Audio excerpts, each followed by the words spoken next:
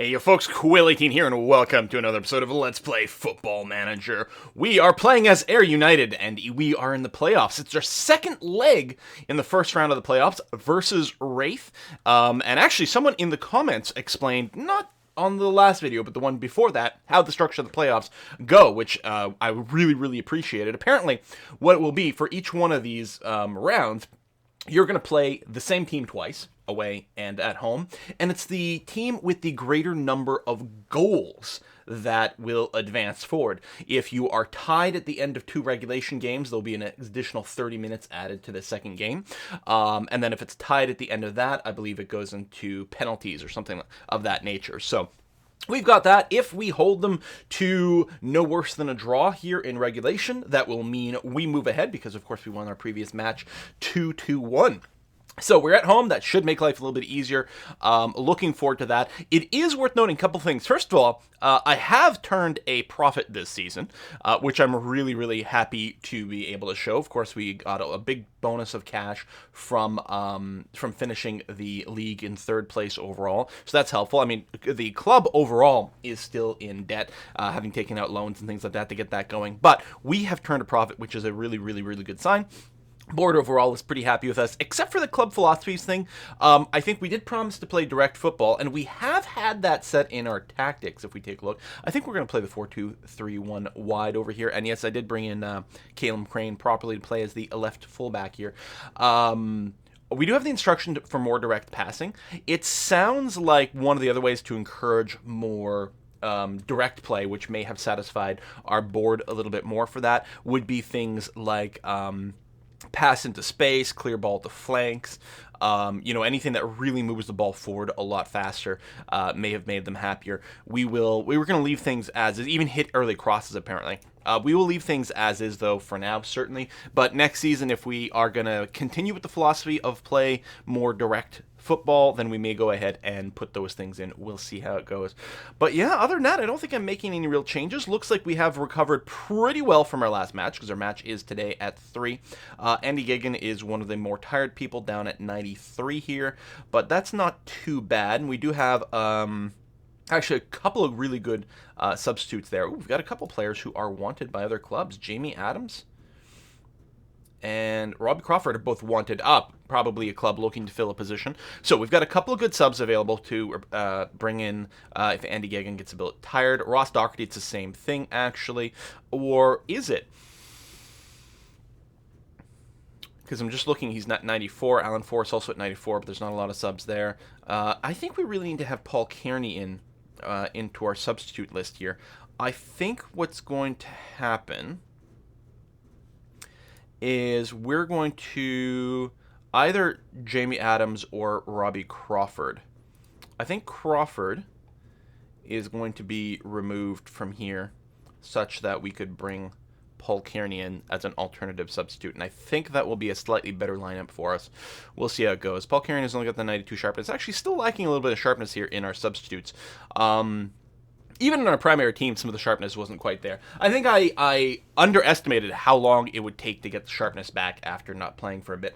I probably should have been playing our A team a lot more during those last final games, but I don't know. Craig McGuffey has officially signed his new contract, his full-time contract here, long-term as well. You can see it doesn't expire until 2020.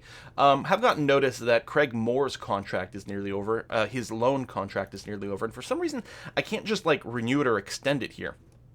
It wasn't giving me that option, which I don't know why. I mean, unless I've already re-signed an extra sub, but it looks like no. Oh, it's because his actual contract with Motherwell is set to expire. That's why I can't re-sign the loan. Right.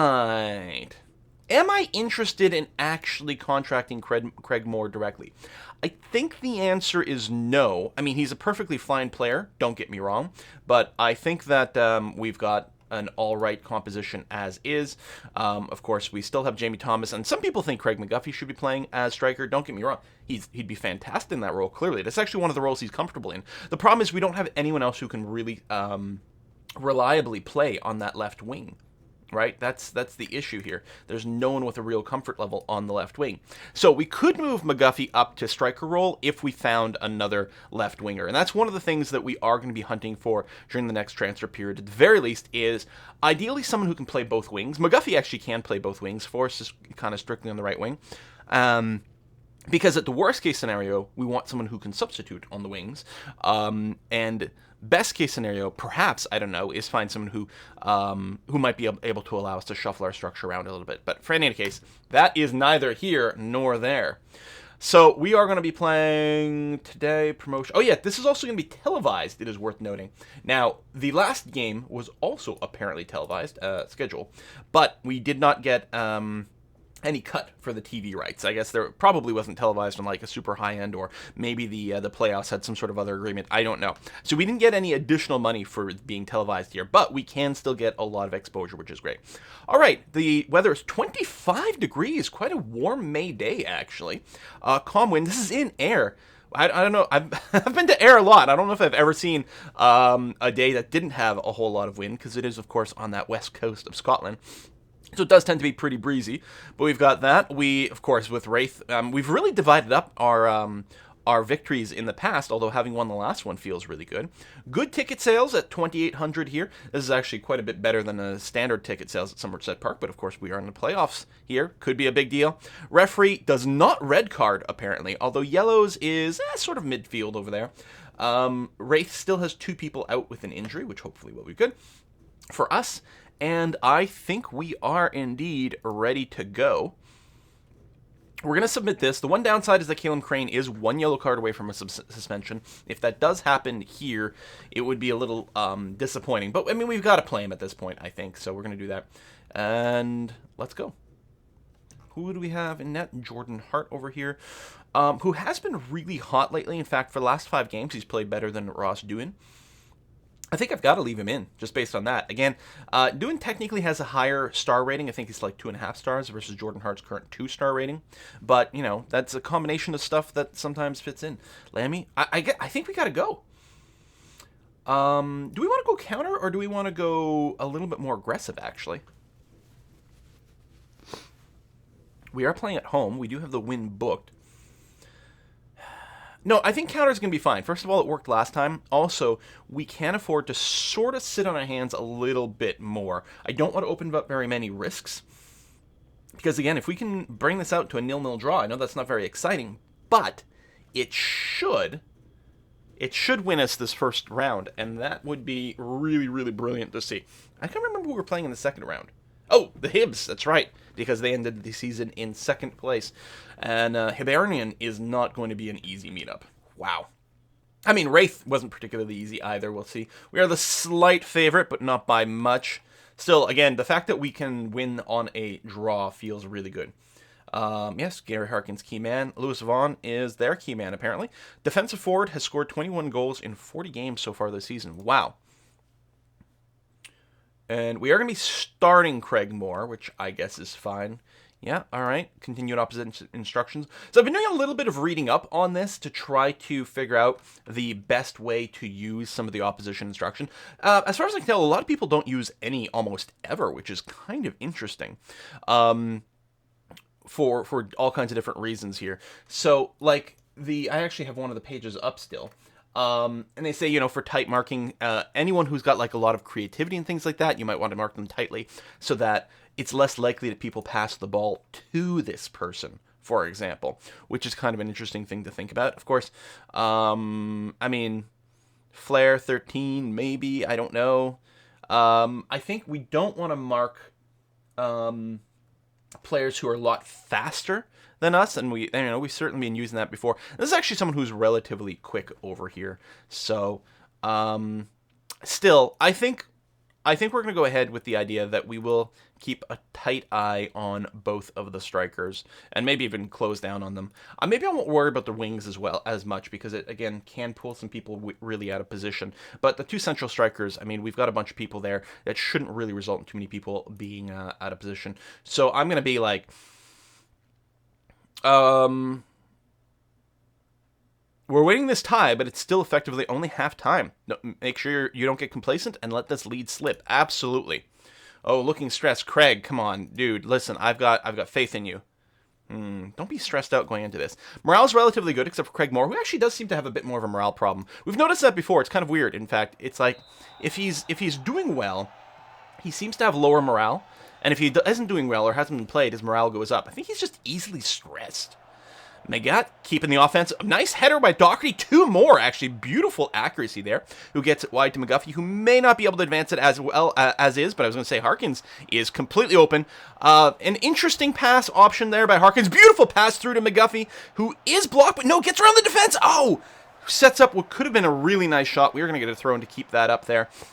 I was going to say, it was an odd pass by Harkins over to Forrest, like a high pass to, the very diminutive Forrest, while there was someone on him. More with a distance shot, just goes slightly wide. I mean, I'm not sure he could have shot more directly on net there with the opposition, so he sort of had the hope that he was going to be, it was going to be offside anyway, I don't know.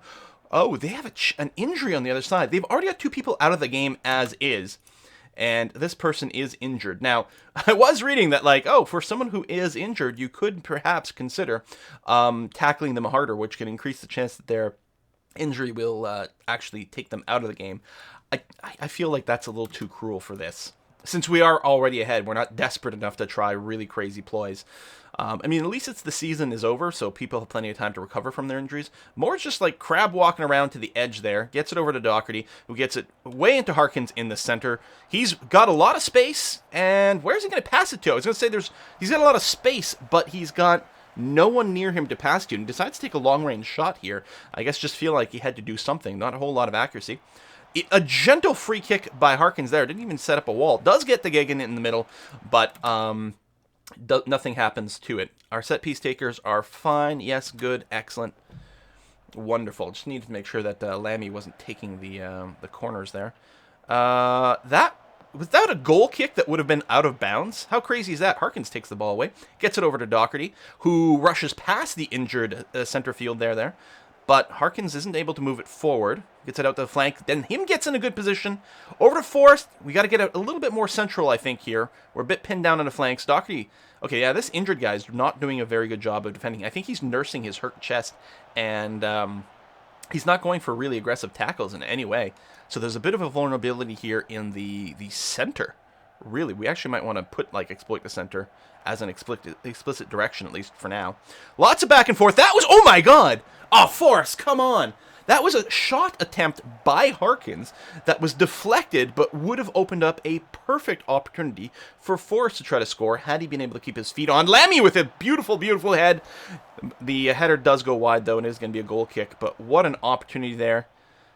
What an opportunity. We are up 6 shots to 2. That's despite the fact that we are on this counter mentality.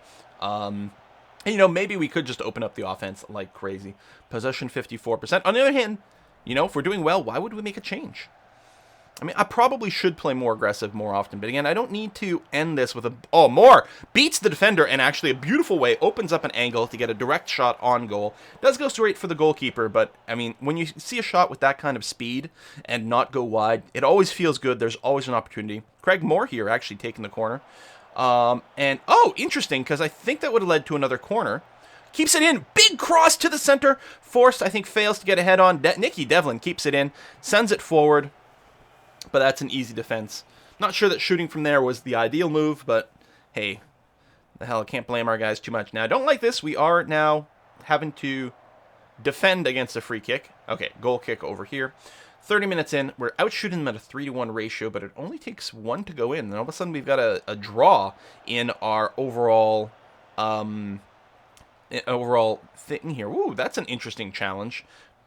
Referee does not do anything about it. Against the referees, I think a little bit gentle in this match. I don't think I want to necessarily tell my people to tackle harder too much.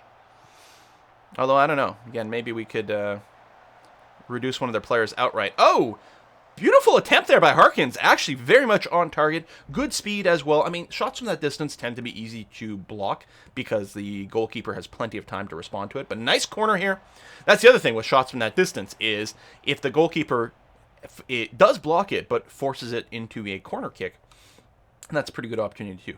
It's going to be a throw in from the opposition in their end. They've got a lot of work to do to get it forward.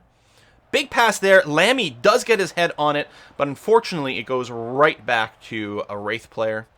And they've still got a game on. They're solidly in our end now. In the center, that's the Vaughn guy, who's their dangerous goal scorer. Gets it over to the injured Robertson. Back to Vaughn, to McManus, one of their strikers. Does get tackled away, and Vaughn is forced to take a very quick shot from a distance that is well off target, giving us a goal kick. And once again, we're on the offense, starting with a free kick from Harkins into the middle. Looks like McGatt was trying to get his head on, but doesn't do it. McManus beats the pack to the ball. Then up to Vaughn. We only have one defender to stop Vaughn here, and we know that he's got really good physical stats. He's going to try to cross it in front of the net, and Kustrain is open and gets it in. And just like that, we have drawn up our series. All right, well, we're going to try and change up to a control mentality. And see if that might lead to slightly better results. I don't want to change too much. Fouls are there. The other thing we could do is throw in an opposition instruction to try to tackle this guy. Really, just we want to tell our people to just, like, try to beat him. But we'll do that. It's dirty. It's okay. They've got the entire offseason to recover from that. Did it actually take? Yes, we're on control. Good. Pass completion rates have been good. Tackles won are good. Headers won are good. All right. We could throw some more tackle hards on their strikers, but I don't know. And just like that, we get to the half. Yes, very disappointing. I'm going to be aggressive here. Yeah, look fired up more. Come on. Your morale is dropping. Some of these people are more likely to break when we're on when we're behind. Some people have more or less determination. I think lower determination means their morale is more likely to slip when we find ourselves behind. And that's unacceptable here. All right. All we need is one. And then we are once again winning our series. I prefer this not going to extra time. In particular, I would like to not see penalties here because that's just going to be way too stressful. We're still out shooting them 2-1. We just need the ball to go in. And I mean, and that's out shooting them while we still have the work ball into box instruction. That being said, I'm not sure we're able to get it in there very effectively. The other thing we could do is consider changing up our strategy. It's possible that because we're using the same strategy we used last time, it's possible that they have adapted to it properly, and so we might want to whip out a very different formation. We're going to consider that at the 70-minute mark, perhaps if we save our substitutions until then, because we can make substitutions that are appropriate to the strategy change. Even though I don't like to usually do it mid-game. Offside by Mr. Forrest. But we may be forced to try something here. Back to Gigan. Doherty. Nice quick pass to Harkins, who's got some opening. And that was not a very convincing shot. Not a lot of emphasis behind it. And yeah, that's what I'm wondering, if they've just, successfully adapted their strategy to deal with what I'm trying to do here. McManus. Oh, no, come on! Oh my god, thank you for that defense. And Craig McGuffey is going to pick it up. That was just brutal. What? I wonder if I should just force someone on here. They have substituted off the injured person. Ryan Stevenson, I know him. Like, we really need to stick to these people. I definitely don't want to give any instructions to work the flanks. We need to keep those two strikers under better control than we've got now. All right. What do we do? We're 65 minutes in. You know what? Like, the shots are huge. I can't say that our strategy isn't working. We're getting the shots on. They're just not going in. All right. We need sub people in the front. Look at the ratings that we've got going on with some of these players. Just awful.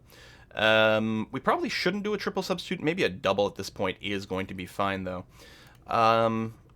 Gary Harkins, quite tired, not really performing that well. I'm going to bring in Paul Kearney, who's quite comfortable in this role. That's going to be good. We're going to swap out Craig Moore for Jamie Thomas. So we're going to do a double sub up front. I'll wait a little bit longer and then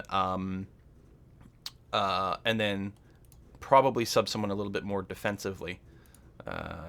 You're an attacking target man there, buddy. Okay. I mean, it could be Craig Moore had the wrong position instructions given to him. I'm not sure. Not sure if it makes sense running a solo false 9. So our subs haven't happened yet. But, okay, now they will, because the ball's gone out of play. So there's a double substitution. Bring in Paul Kearney, Jamie Thomas. A lot of fresh legs up front. We are looking for the scoring opportunity. We still have the control mentality going on. I don't know what our third substitute will be. And the thing is, if we have to be a little bit cautious here, because if it ends with Wraith 1-up in regulation, we'll go into 30 minutes of extra time here. So we have to be very cautious with our sub, because this person may actually have to play quite a while. So, and we didn't necessarily remove the people who were the most tired here, so we're going to have a lot of extraordinarily winded people for the second half. Still, there might not be one if our offense works here. Craig McGuffey over Andy Gagan. Gets it up. Can Thomas get it in there? That's not a great angle. Can you get it back to another shot? Crane keeps it in. Gets across over to Forrest. Tiny little Forrest gets it in there with a header, despite being another defender over there. Oh my god, that is exactly what we're looking for. If we end the game now at 1-1, that will mean we will win the series. It is time for us to consider a quick substitute here. Andy Gagan getting very, very, very tired. We're going to bring in Jamie Adams over here, who plays a ball-winning midfielder just fine. I think we might go to a defensive mentality here.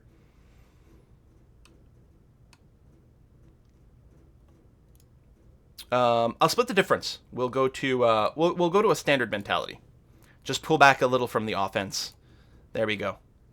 Strengthen up our midfield a bit. Yep, I'm okay with this. Okay. We still have 55% possession. Big out shooting, although Wraith did get a decent more. Yeah, they caught up a little bit. I mean, obviously our 3-1 ratio wasn't going to stand, but even now we don't have a 2-1. Alan Forrest with the header. Again, he's about 3 inches tall and somehow pulls that off. That is amazing. We've been looking for him to really be performant for a long time here. Craig McGuffey not having a great job. Our game. Caleb Crane getting a yellow card here, which means he will be suspended for 1 match, and that means he will be unavailable for one of the games against Hibernian, which is really, really, really bad news. Really, really bad news. We were hoping that he'd actually burn one of his yellow cards sooner, but at least he was available for this series. You know, if we can't get it into the, if we don't make it into the finals of this promotion playoffs, I mean, we still have to be really, really proud with our boys, but I don't know. Round 2, Hibernian, it is not going to be easy. I mean, even this round against Wraith has clearly not been all that easy. Oh, I guess it's got our total score at the bottom, 3-2. Oh, that's interesting. I didn't realize that. So we're 3-2 in the series, which is exactly what we're looking for, to win. Lammy gets it. Oh, fails to get to Doherty, unfortunately. Doherty gets beaten to the ball. We cannot let them score. I mean, they're very tired too, but I feel bad for my boys. I don't want them to have, like, they're already really tired.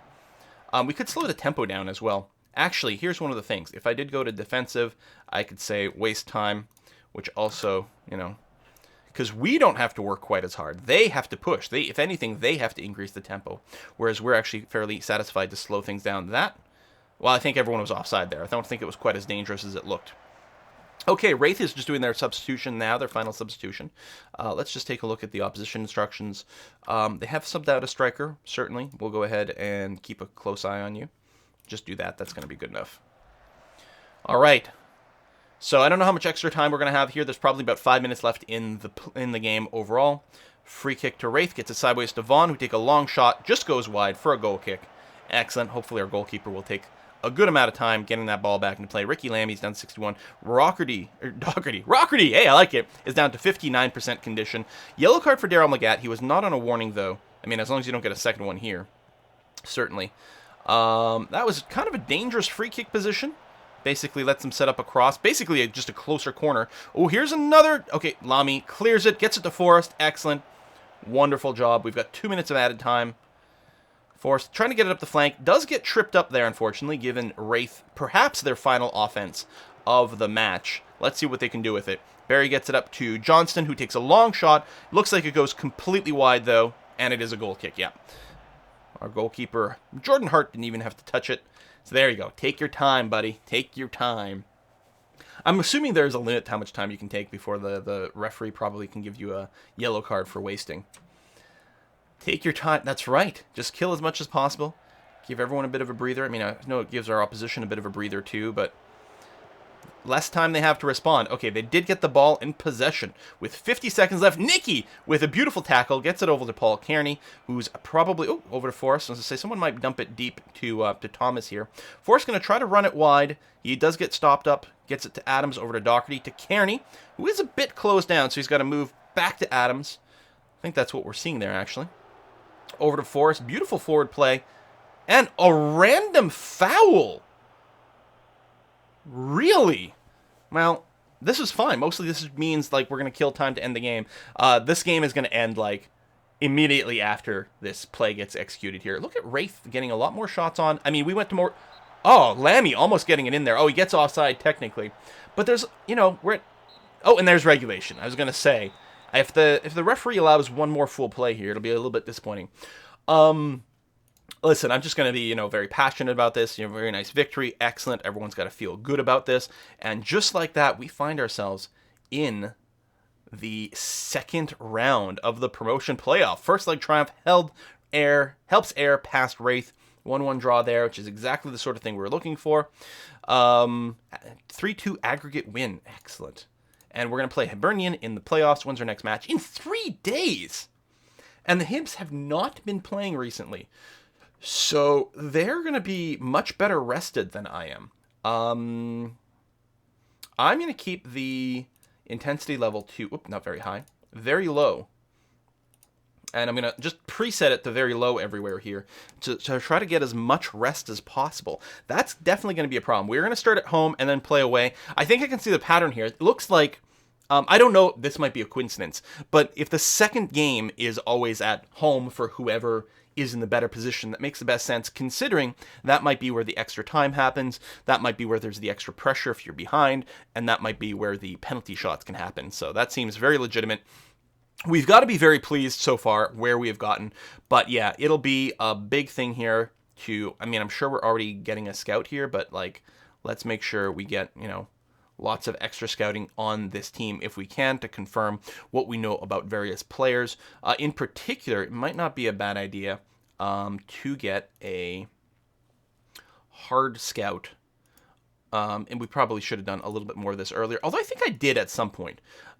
Just see if we can get additional scouting to happen on their strikers. Just try to get as much information about them as possible. They've had some excellent games here. Look at these 7.24 average rating. That is sick. That is really sick. We do have a 7.22 on Gary Harkins, which is great. Actually, we have a lot of 7s. Again, our strikers, actually, Jamie Thomas has had a lot of great games. We will be starting Jamie Thomas for the next one. Just, if nothing else, just a little bit of resting on Craig Moore, certainly. We'll have to see how people are doing right before the match, but we may be forced to not start some of our stronger players, just put them into the sub, get some fresher legs early on, and then just play these guys in the last, 20 to 30 minutes of the match to try to preserve their energy, because this is going to be a very difficult series. 2 games against Hibernian, one of the best teams in the league, although I believe we have an even record against them, which is good. We haven't tweaked our strategies in a little while. What does it say? We'll lead the line. Open space for 2 mates to move into. Bring teammates in play rather than relying on technical ability. Yeah, strengthen aerial presence. Yeah. What specifically instructions does it do? Hold up ball, dribble less, get further forward.